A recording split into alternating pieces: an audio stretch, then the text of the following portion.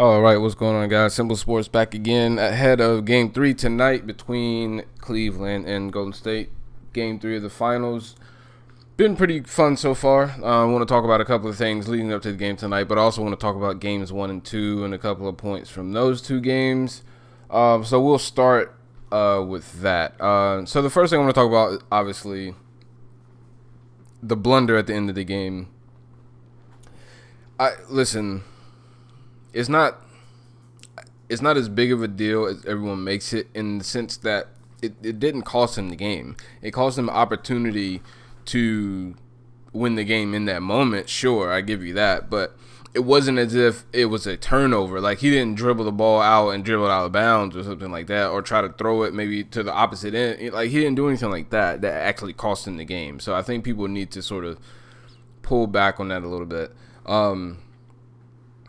As far as LeBron's reaction, the video that came out the next day, I feel like you gotta react better than that. I think you have an opportunity, or I think you are afforded a moment to have a natural, authentic reaction, but you then have to get yourself back in order. The stakes are too high for you to start throwing a tantrum, and it's. People will question his leadership and things like that. I'm not going to go that far, but I do think it's a bad look in that sense. Like, I get it. Like, I think you should be allowed to have your raw reaction there, sure. But I think once you have that, you need to regroup quickly, because overtime is about to start and they're going to need you. You still have a very, very good opportunity to steal a game in Golden State, and who knows how this series is going to be heading back to Cleveland now if you're 1-1 or possibly even 1 or 2-0. I mean, you don't know how Golden State is going to respond to that. It's very unlikely, but you never know. And so I don't think you can give up in that moment, and he looked like he gave up, at least briefly. He looked like he checked out to me, and you just can't have that. Obviously, J.R. Smith has to do better. Time on the clock, or time and score, all that. You need to know that. Like, those are the basic things. It's like jumping off sides when you're playing on the defensive line. Like, it's just one of the things and sure, it happens. I'm not saying it doesn't happen, but you have to limit those, and especially in those moments. Like, you cannot have that happen. In a game in which everyone had pinned you down as being swept, no chance, and you come out in game 1 and you're on point, you have a chance to win the game at the end, and you don't lose the game. Like, Golden State doesn't take the game from you, you simply give it away, and you just can't have that. You don't know how that's going to change the way the game is going. Even if you just get a shot off, even if it doesn't go in, like, that's so much better than what happened. And even if you eventually lose that game, you don't get that gut punch like you just got. So I think that certainly didn't help. But obviously, I'm not going to pin all the blame on J.R. Smith. It's obviously an all-time blunder, but it didn't cost him the game.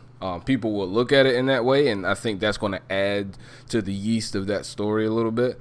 But it ultimately didn't cost him the game, and I don't think it should be as big of a deal as it was. But, people are going to do what they're going to do.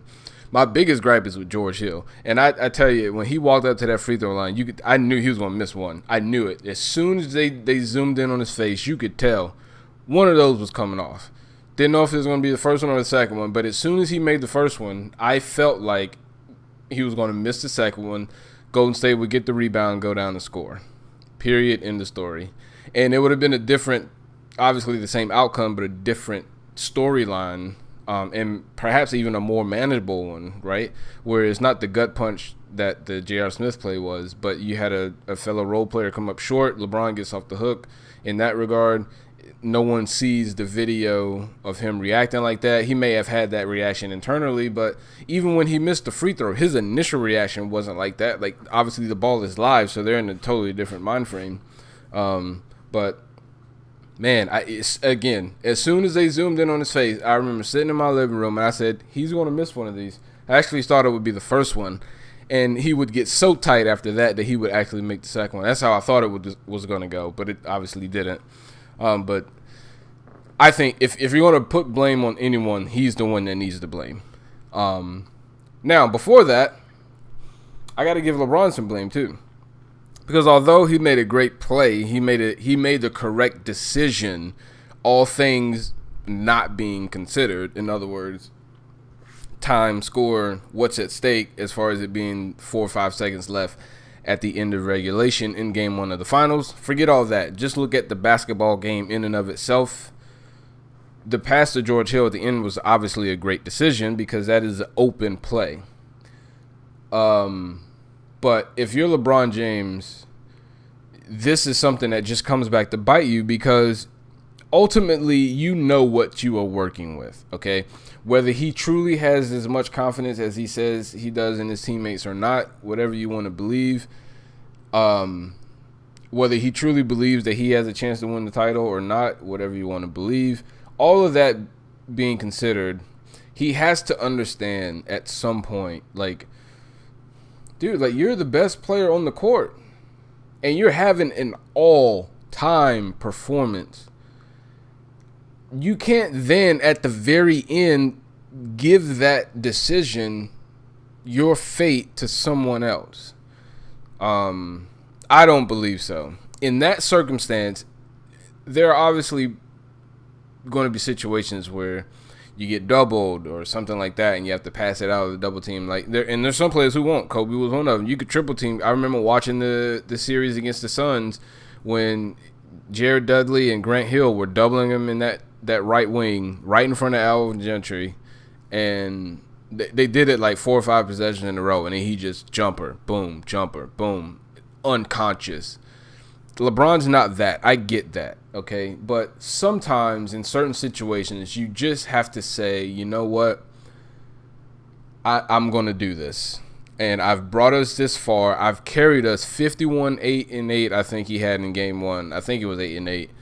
And you then decide at that point you're going to give up the shot to someone else.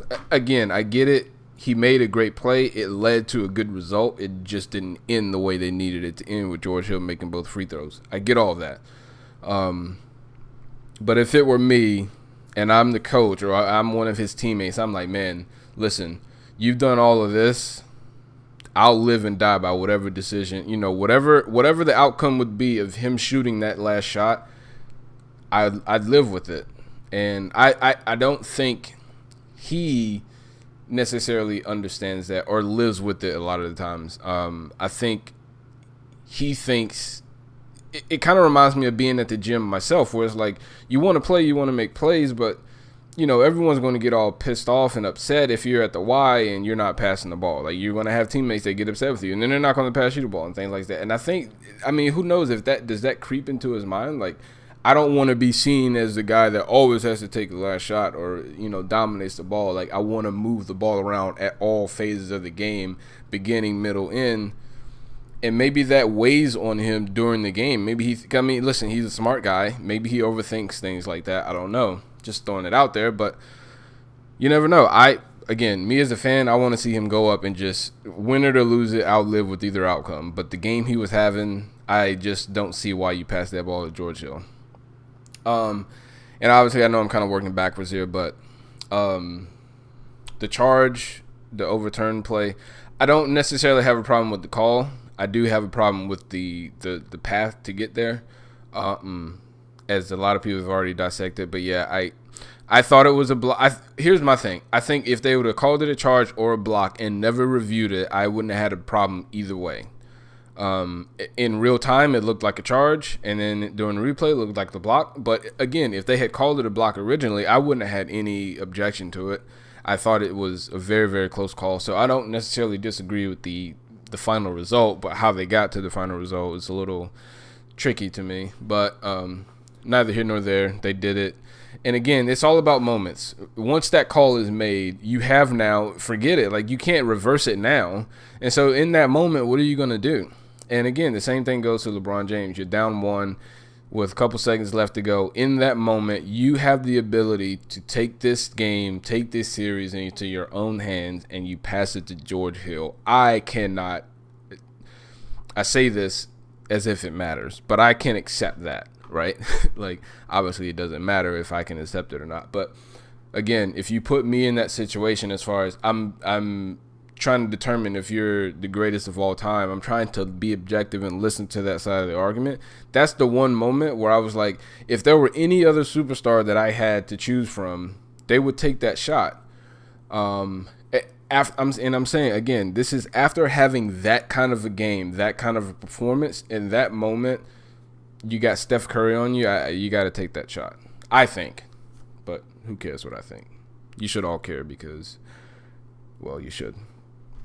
Now, game 2 was, I think, a combination of Golden State sort of returning to who they were, Kevin Durant being extremely efficient, Steph Curry ripping the hearts out towards the end. He didn't play great the entire game, but towards the end of the game, he sort of was the nail in the coffin. But KD was absolutely deadly all game.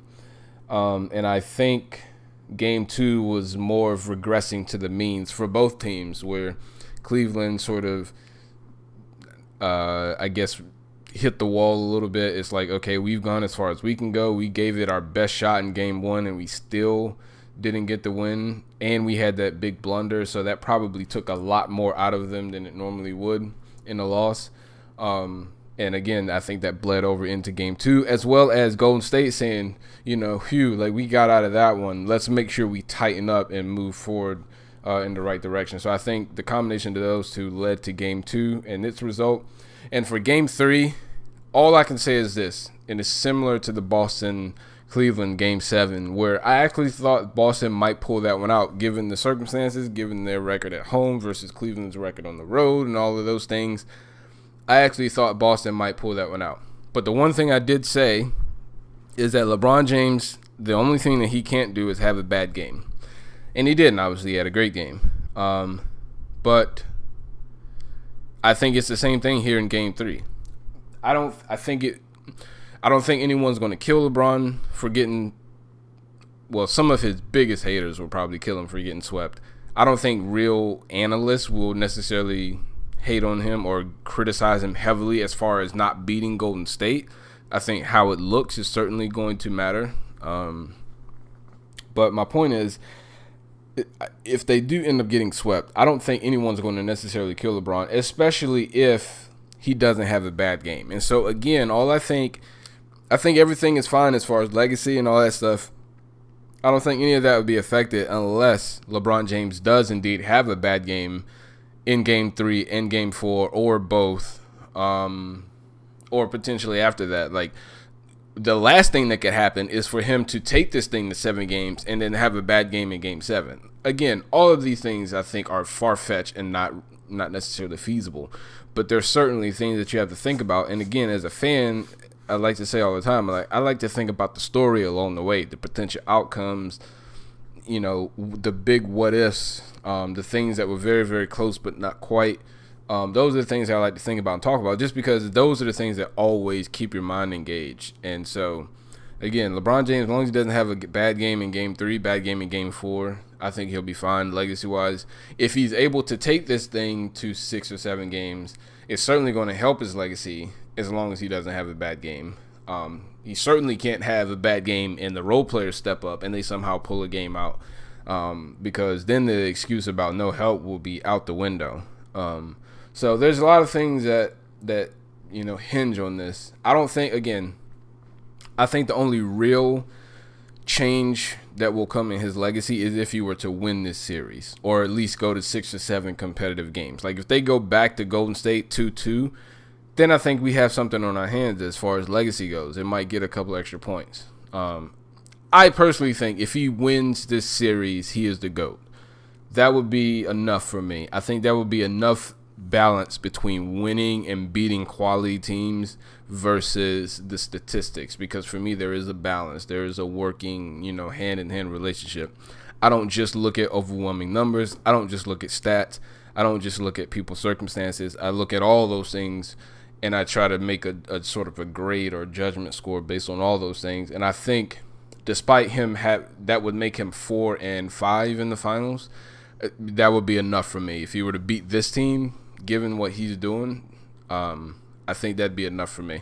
But in order to be the GOAT, you got to beat the GOAT. And if they think this is the best team of all time, then this is something he's going to have to do. Like,